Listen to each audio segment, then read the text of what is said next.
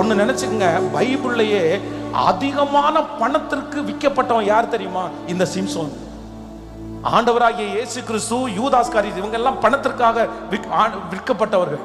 ஆனா அதிகமான தொகை, கோடிக்கணக்கான பணத்துக்கு விற்க 5 ராஜாக்கள் வந்து அவனுக்கு பணம் கொடுத்தாங்களாமா. நீ அவனை மட்டும் எங்க கைக்குள்ள கொடுத்துரு.